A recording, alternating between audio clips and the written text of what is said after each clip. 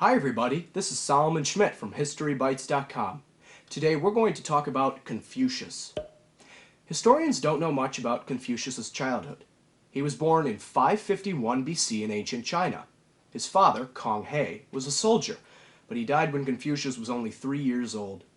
Confucius was then raised by his mother Yan, and they lived in poverty. Yan taught her son about poetry, music, and ancient ceremonies. During this time, there were different classes of people in ancient China. Confucius and his family were part of the Shi social class, the middle class. This meant that they were higher than the peasant class, but lower than nobility. This class system influenced Confucius to believe that people should be rewarded because of their talents and achievements, and not because they were born into a certain family. Confucius's mother died when he was 17 years old, and he began to think more seriously about philosophy and Li, a system of rules for behavior.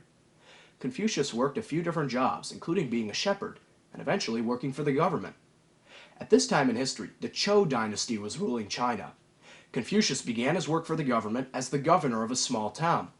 Eventually, he worked his way up to higher and more important government positions, such as an advisor. An advisor is someone who helps leaders make decisions. Confucius developed a philosophy called Confucianism. Philosophy is the study of knowledge, and comes from the Greek word philosophia, which means the love of wisdom. Confucianism is considered by some people to be a religion. Its main teachings are to love others, honor ancestors, respect parents, and treat others the way you want to be treated. Confucius also believed in a strong central government over the people. When he was 51 years old, Confucius retired from his government work and traveled around China teaching his philosophy.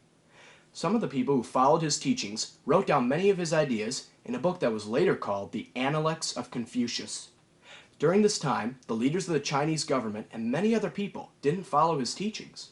Although he had dedicated and faithful students, Confucianism did not become the officially accepted philosophy of China until the Han Dynasty, which ruled from 206 BC to AD 220.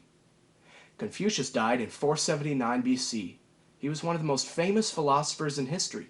His teachings have been very influential in Chinese government and culture, and there are millions of followers of Confucianism all around the world today.